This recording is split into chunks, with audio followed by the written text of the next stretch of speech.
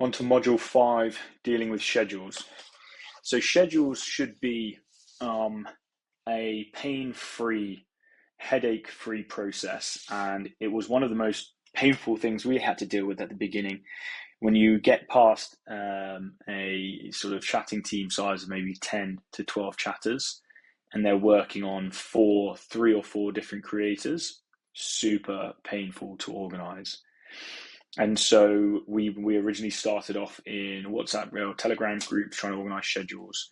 Then we had a Google Sheet organizing schedules, and it just didn't work. And so we reverted to Airtable because it's just a place to be able to manage data and output something in a readable format, which is what we've hopefully shown you the entire process here through these modules. So we use Notion as an interface for the output, and Airtable actually as a database for the output. And we create groups, which I showed you before in the chatter sales, where you create the groups of the creators. So a creator, there might be 2 creators in one group or 1 creator in one group. We call them groups because so it allows us to be able to identify them and select them, which we'll show you now. What we also do with the schedules is we put the schedules into the time zone of the chatter. Once you get to, again, scale and you get to sort of 20 chatters, you'll find that very often when you have 20 chatters, the same problems sort of arise. And so one of the problems that we had that would arise was, I thought the chatters were in local times, but it was actually in UK, or it was actually in EST. And so it turn up 10 hours late or whatever it is. And it's just a bullshit excuse. And you can't, you need to eliminate that excuse, the possibility of that excuse coming up. And so we show you how to do those into multiple time zones to make it super fucking easy. So this is what our team schedule setup looks like in Airtable. We create a new entry every time that we have a new shift. And we don't do it in this view because this is quite a painful view to do it in, right? It looks like hell, this, right? But I'll show you what we do and the way that we manage it to make it easy. Nevertheless, you have your UK shift start date time here, and we make sure that's all in the same time zone, 12-hour clock, and in the same format. This is the end date and time. So we've got a column here which calculates the amount of hours. So we do the time difference between this column and make it in hours. So we have a 10-hour shift setup. Then a simple formula that says what is the week and the week number. And then we have here, subject to the type of a shift, is it training, shadowing, or are they on holiday? And then if we have certain chatters, who are being run on a salary plus commission, we have a setup for that. So paid, if you want to, we use this column when we pay them so we don't double pay them or forget to. And then the status basically says if this date is in the past or happening right now, it's complete. And then if not, it's pending.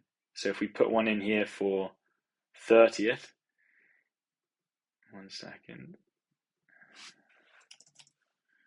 this should say pending. There you go. So we've got a pending status. The reason for that is when we do the pay, which will go on to the next module, we don't look at anything that's pending.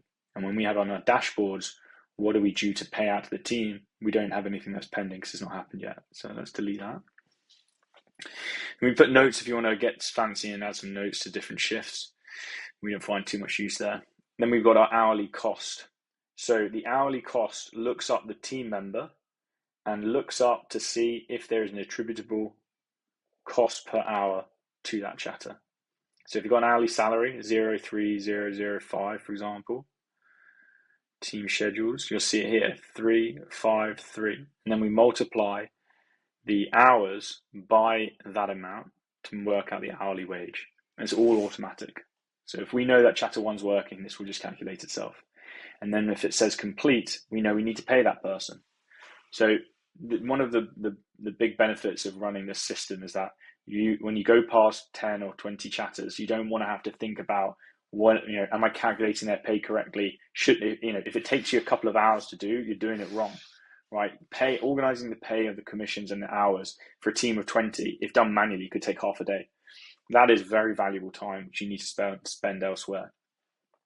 So you as the manager will set this up. The team leader or quality controller will do this. Make sure that the team members added here, and then you can assign the group. And these can be labeled as the creator names. You can have whatever you want. You just go into double click this, and then you can change this to group Sophie or whatever. And the reason we have this is so we can filter later to see who's working on what account. These extra columns here are start dates and end dates in certain time zones, EST and PHP. The reason we care about that is because if you go back into your team here and you look at the time zones, we're in EST and PHP. And you can put in as many time zones as you want. You can duplicate this field, and then you can say, rather than doing America, New York, you could do what we've got here, for example, Asia, Manila, or PHP, Asia, Manila. And there's a whole list of different time zones that you can put in, and it automatically converts it. Super easy, super clean. The reason we do that, again, is because we have only American and Filipinos working in our team in this dummy data. And then we can create a calendar view by clicking this. We can then see chatter 8, filter by chatter 8, and these guys are Filipino, right? Because if I go back to here, I hope, yeah, there you go, Filipino. And then we show their shifts, and this is in Philippines time, right? Hopefully, let me just check. Yeah, PHP. So start using date range, start time and end date is PHP. So when we then want to share this view and embed this view into their chatter dashboard here, we embed it in the local time. You copy that, embed code, and then here you say embed, and then you copy the link, and it will populate it. And whenever you update that from that schedule in Airtable, this will automatically update. Super clean, super quick. And you just say, rely on that, guys, rely on that. Don't come to me, don't ask me individual questions, just look at your schedule. And it is super stress-free. So this is how we sort of have the output. And then EST, again, you filter on the name, chatter 3, the date range is using EST, not UK or PHP. And then let's say that we need to move this, right? So what I said before is that if you go to the grid view and you look at this, it's chaotic, right? It looks horrible. And obviously there's duplicate rows because you've got multiple chatters. So rather than creating them like this, what we do is we say, okay, so we want this dude to start later. Hold on a minute. Let me just put this into calendar view. Main calendar. Fixing on the fly here. So UK shift start and end date. And then filter by, let's say, team member is exactly chatter 1. And we want to go to just 1 week.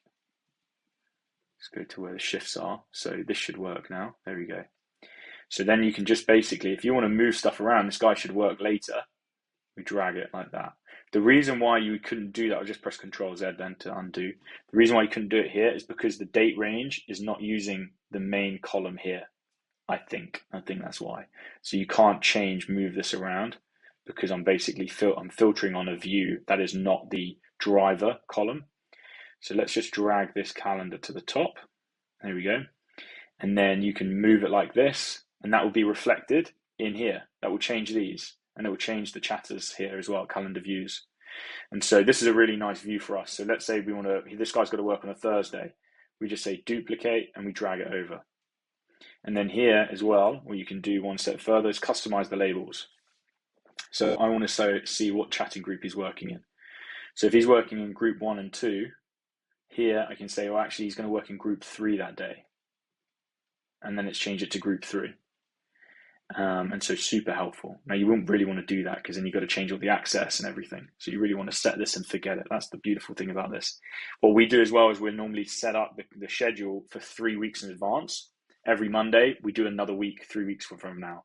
And the team leaders will do that and make sure that they're organized and the team's set up.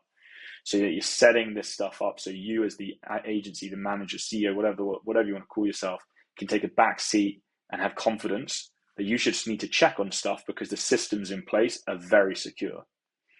So that's so just a quick summary. So that's how we do local time zones.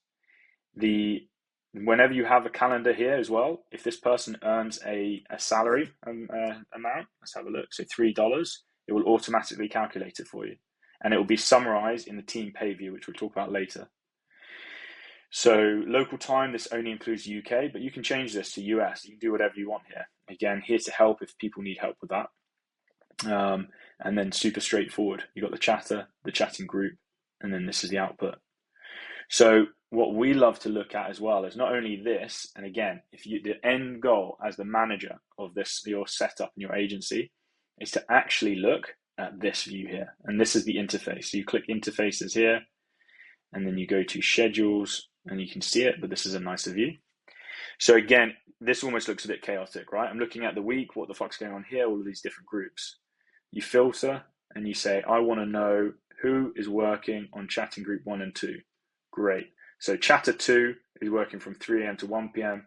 Chatter 1 is working from 1 p.m. to 11 p.m. Sick. All right. Super easy to look at. Actually, I don't want to look at what the chatting group is. I need to know what chatter 8 is doing. When's chatter 8 working? All right. Okay. Awesome. He's doing these hours. All right. Super easy view to look at. This will change the game. At least it did for us. Now, another view that we like very much is, it's just very quickly, I want to know who's working. You need to click on today, tomorrow, and yesterday, and it gives you a list. Now, that is a shame because we don't actually have the data there. So let's just, again, fix something on the fly. So is this complete 806? So we're going to then do, in fact,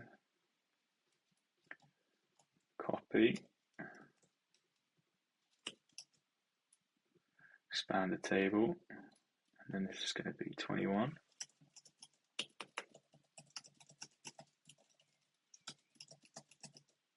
So if now I have my dates, obviously 0 hours because I put the start and end time as the same, but I just want to make a point, and then we just copy these guys down.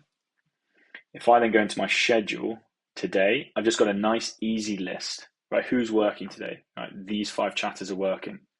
So rather than going on here, trying to find the shifts and understanding what's going on, I just want to know which guy is working today. Super easy. Starting at this time, finishing at that time. These are the groups and these are the chatters. All right, that's what I want to be able to look at. And the same goes for tomorrow and yesterday if we had the data there, but you just have to populate the data and it will show. So again, as a manager, I want to look at this number. I want to look at these numbers. I want to look at these schedules. I want to be thinking about big picture stuff to make sure that I'm driving my agency in the right direction. I don't want to be bogged down with the basic stuff. And so the chatters have a really nice, easy solution here to look at, which is automated and updated automatically. The team leaders have to organize calendars in a very straightforward manner by dragging things across and duplicating and just making sure that the details are correct, working, and you've got the right chatter on, and you've got the right groups. And that's it for our scheduling. So let me know if you've got any questions. Once you get used to Airtable, this is a powerful tool.